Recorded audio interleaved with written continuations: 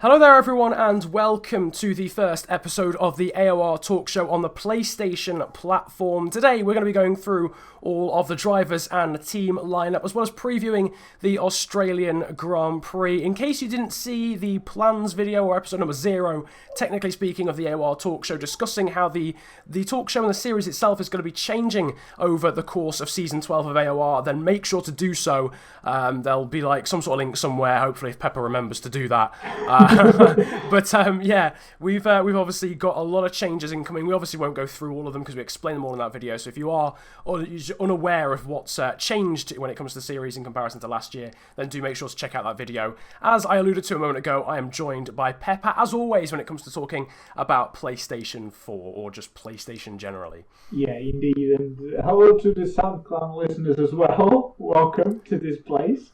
But yeah, as Niran said, we're here to present to you the grid for these seasons of AOR on F1 2016 and also preview the Australian Grand Prix. And we have quite a few changes on the grids. I mean, we have some older AOR legends coming back, I think we can call them that. And as usual, we have some rookies as well. But without losing too much time, I think we could go on and start talking about the grid, and I think we should follow like the real life order. So we'll start with Mercedes, with the Belgian Desimpele.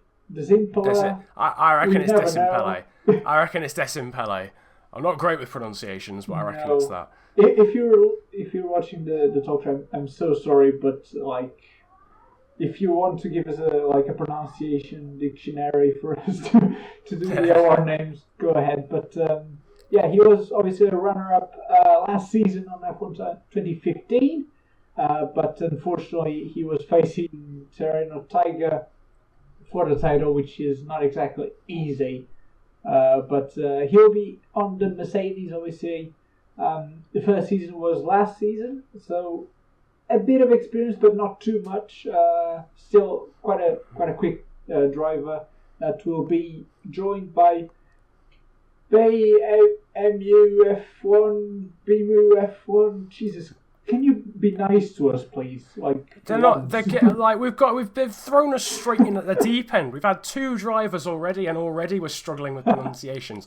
I reckon it's from an expert in pronunciations perspective. Which I am not, but I reckon it's Desimpele and BMU F1, maybe. Who even knows? I mean, it's a nightmare. No, but he starts basically the British list for the PS4 grids. But I mean, both have Desimpele has 15 races. AOR BMU has 11, so not very experienced drivers, but still, like, it's a new game. It's a new tire consumption, new fuel consumption, new car. So still, I mean, like every season on a different game, we should expect anything. So I think since these guys already have some experience, it will definitely be a team to watch out for. But nevertheless, Niran, can you take us through the next team? Yeah, so we've talked about Mercedes. Maybe watch out for them. 10 podiums for Desimpele, so hopefully he'll be one to watch, and BMU as well. Obviously, as you said, it's a complete clean slate really at the start of a new season when it comes to a new game. And when you've got relative experience in a league, I'm sure a new game is always a good thing. For those guys, I'm sure they'll do a pretty decent job. We move on though to Ferrari, and when it comes to people who maybe watched Season 11, when it comes to the AOR Talk Show, the last season that we did in a PS3 AOR League, you might remember the next name. It is Mazais, or to be full, Mazais 1997, but we'll call him Mazais for short, from Latvia. He is number 2 for Ferrari, because obviously PlayStation were allowed to choose their own numbers. We won't go through every number. You'll see that as the season progresses, and you might see that on graphics or whatever. Mazais, though, with 16 starts in AOR, 179 points, one win and 3 podiums. For him, I'm sure he'll be hoping to be a little bit more consistent really when it comes to high finishing positions, and maybe just getting a consistent level of pace around all tracks. I think that was one thing that he struggled with in Season 11, was that he was quick at some tracks tracks and then maybe not so fast at others. He, though, is joined by a big shot, isn't he? Yes, and you might know him from, I believe, previous seasons on Xbox. I do believe he raced in season 6 at least, that I can remember. But already another experienced driver, maybe not the same level of experience because the game has changed a lot since 2012. So, yeah. And despite what everybody says, there is differences from platform to platform. So changing from Xbox to PS4, probably a nice change in terms of quality, but in terms of racing, we'll have to wait and see if the Greek driver can do something special alongside my former teammate of Ferrari in season 11. Nevertheless, next up we have Red Bull with Alex and a phone number following. He's from Ukraine, and also I do believe he raced last season against Zimpele and Tyranno Tiger. He was on the Williams, if my memory doesn't fail me. But it was also his first season in AOR.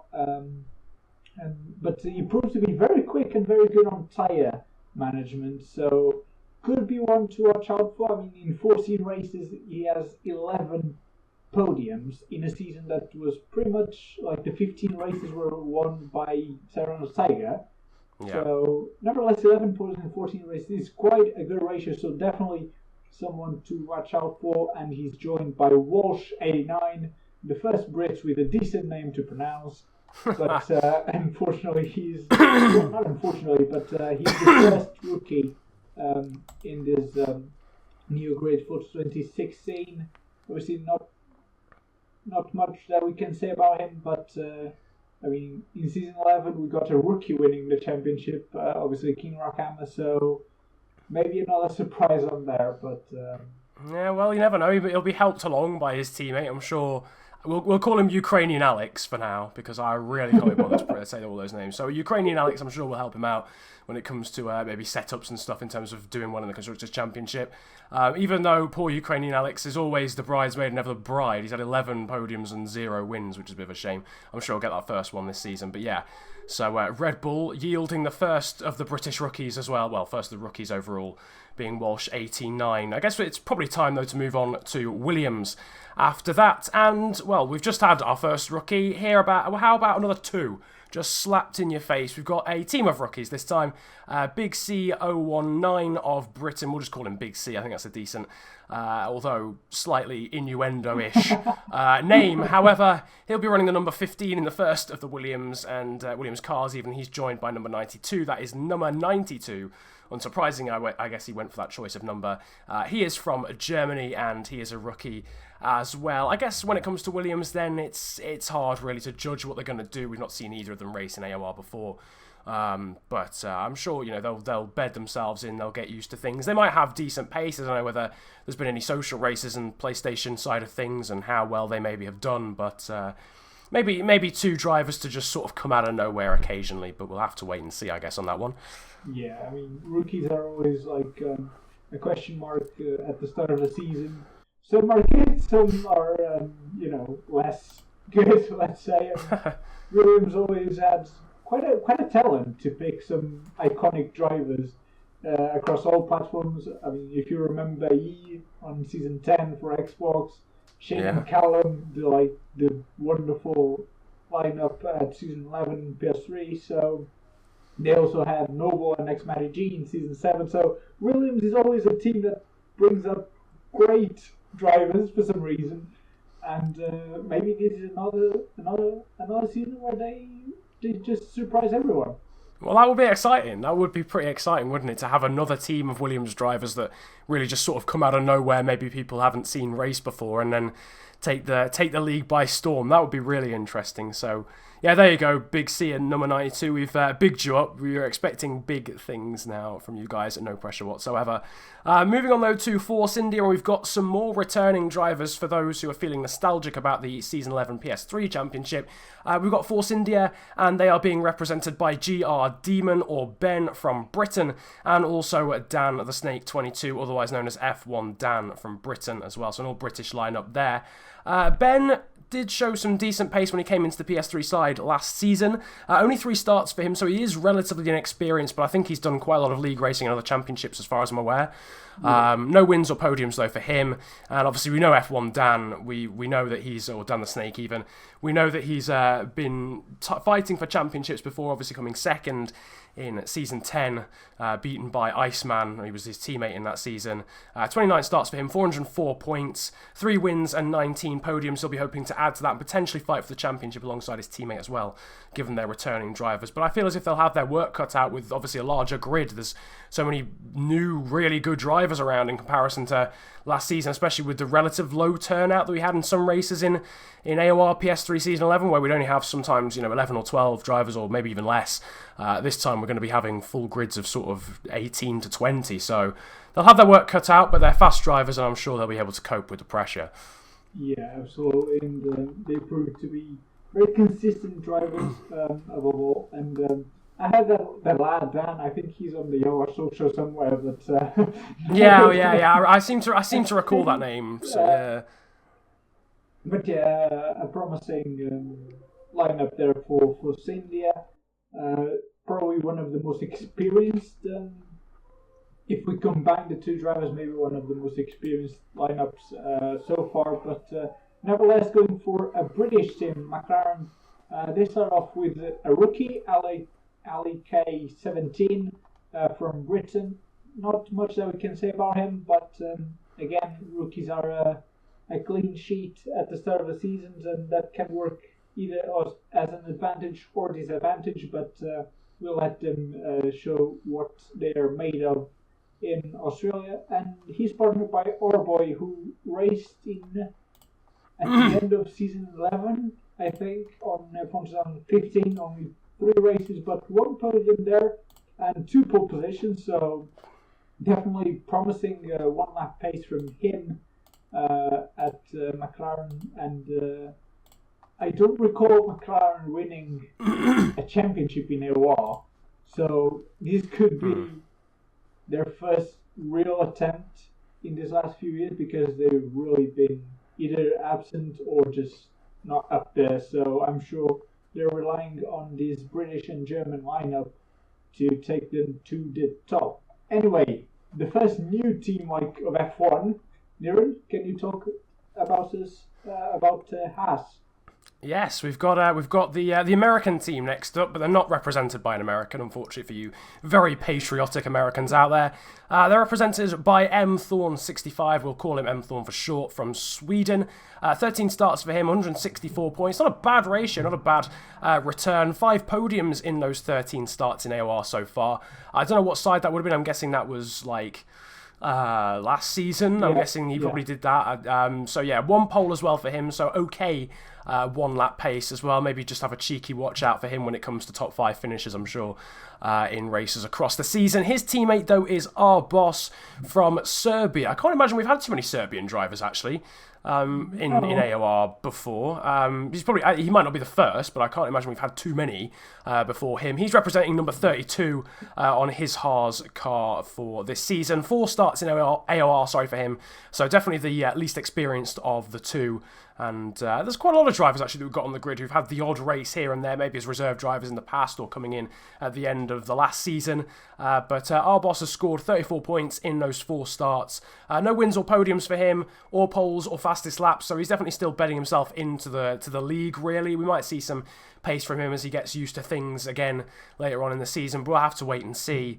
Haas probably not going to challenge, I don't think, when it comes to Constructors' Championship, but expect them to get regular points. I think that's the case for a lot of the teams on the grid. We've got so many competitive teams, really, full of exciting rookies and returning drivers or drivers with experience, that it's going to be really, really close in the Constructors' Championship. And I'm looking forward to that. I'm looking forward to hopefully not having a runaway winner in the Constructors this year. No, I don't think we'll have another Williams. That was pretty excessive, to be honest with you. That was pretty excessive.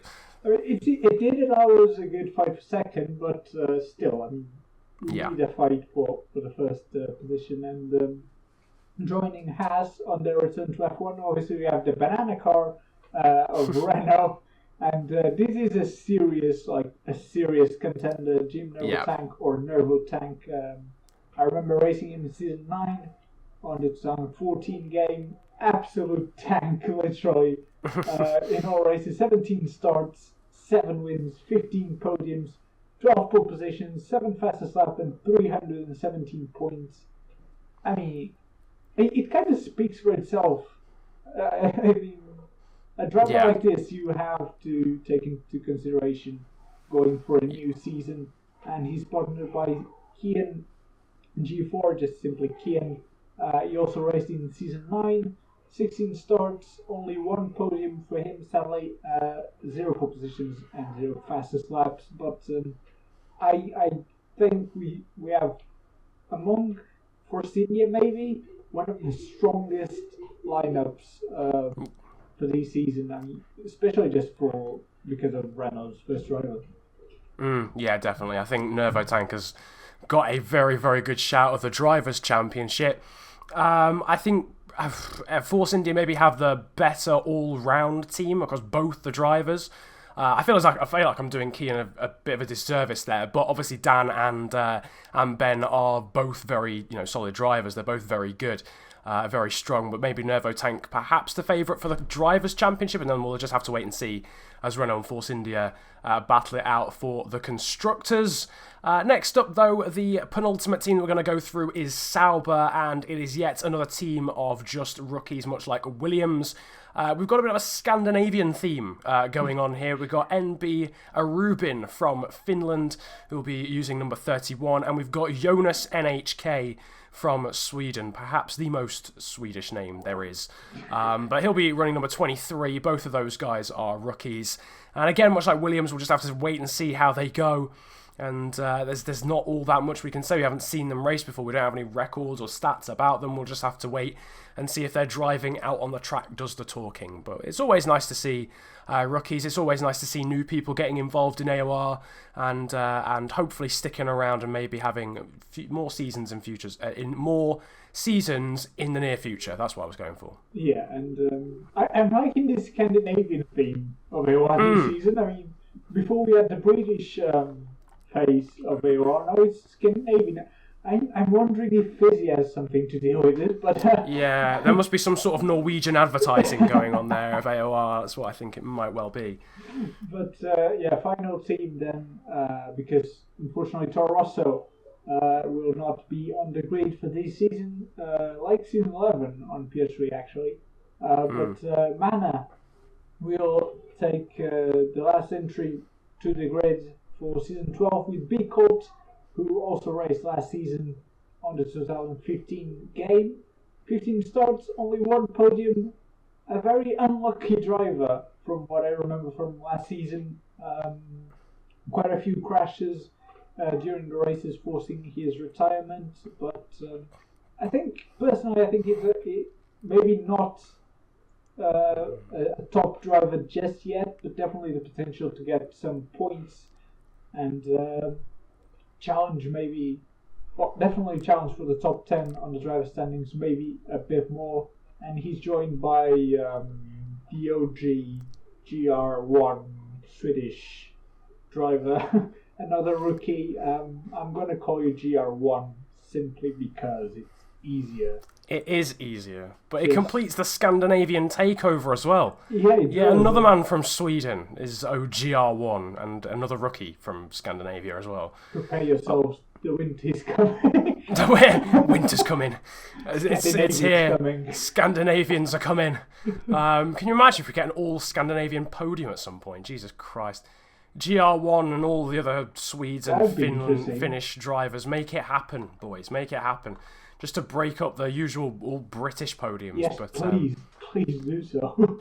But yeah, that basically concludes our drivers lineup for this season. I mean, we have 7 rookies, and we also have some experienced drivers to form a pretty interesting grid for this season, definitely.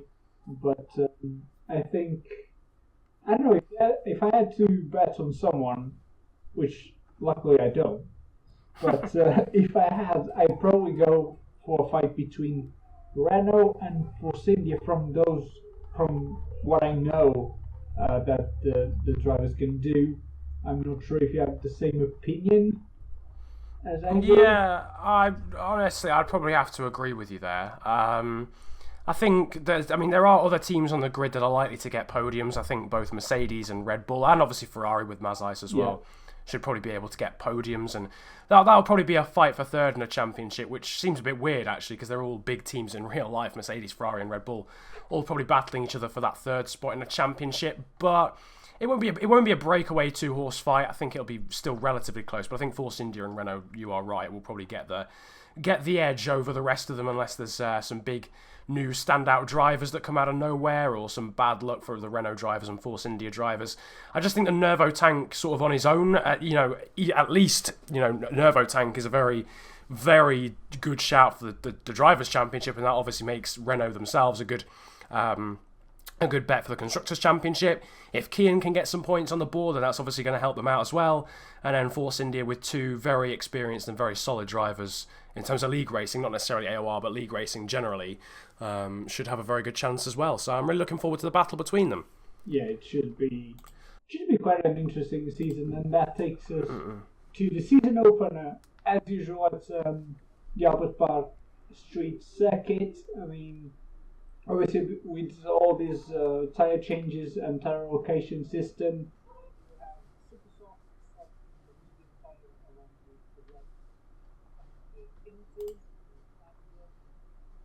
because it's I wouldn't put aside wet weather for Australia. I would probably bet on a wet race than a dry one. Yeah. Previous events there. Still, this tyre allocation does bring some very interesting choices that can be made for the weekend, and I don't know. I personally, because I don't have the game, I can't exactly explain to you, but it can help us out with the possible best strategy. I mean, would you go for a 2-stop with using only the softs and the mediums? Just go for more risky with using the super softs? It's difficult because I feel as if there is quite an OP strategy on the game when it comes to not using the softest tyre. But obviously, if you want to do better in qualifying, then you've got to almost sacrifice a little bit of time in the race to make sure that you're starting higher up the order by going with the super softs. But as far as I can remember from racing on the game, I don't think there's a massive difference. Like other tracks, sort of China, Spain, I think Hungary is another one where you just do... No, not Hungary. Which track is it? It might be Silverstone, where you just do not want to start on the softest tyres. There's no point. You won't gain enough time back from being quick on them before they're dead and you're having to come in again. I think Spain is definitely one of those tracks, but I'm not sure Australia is. I think it is definitely more worthwhile starting on and going for a 2-stop and trying to use just the softs and mediums. It really depends on where you start in a race. It really depends on where you start in the race, because if you're lower down the order, then obviously it's definitely wise to go for the harder compound at the start of the race. I would, though, in a long-worded answer of your question, say it's probably worth doing the 2-stopper in comparison to the 3 and not using the super softs, but, anything can happen, things can change, and, master plan strategies might come into play, but I would suggest from career mode races that probably the 2-stopper is the best option here. Yeah, because, obviously you have to count on a possible weather change. But Yeah. even so, I mean, there can be people qualifying on the super softs expecting others to do so, and even the other way around, just trying to qualify on softs and then staying outside of the top 10 and then having to reschedule all their pit stops and their strategy. So, I mean, I think this tire allocation thing just really helped a lot to mess the strategies up. Oh yeah. Oh, it blows the strategy completely out the window because you get to a point where even the drivers don't know what they're going to do. They're literally having. I mean, the majority of the time when you're making a strategy on this game, you are literally working it out on the fly. You're not going into a race thinking, right, I'm definitely going to. Well, obviously you know what your tyres are going to start on, but you don't know, right, I'm definitely going to come in now and go onto these tyres, and then that's the end because circumstances change. You know, if someone knows, during practice they can get a lot of pace out of the super softs in comparison to other compounds, they might try and go for a blitz at the end on the red wall tyres. So it's just, you're going to see a lot of different strategies come into play throughout the entire season. It's not just going to be here in Australia, but it's not, again, as I said, it's not a track where one strategy is completely overpowered, so you will definitely see the strategies overlap during the race, which obviously is where we get really good racing.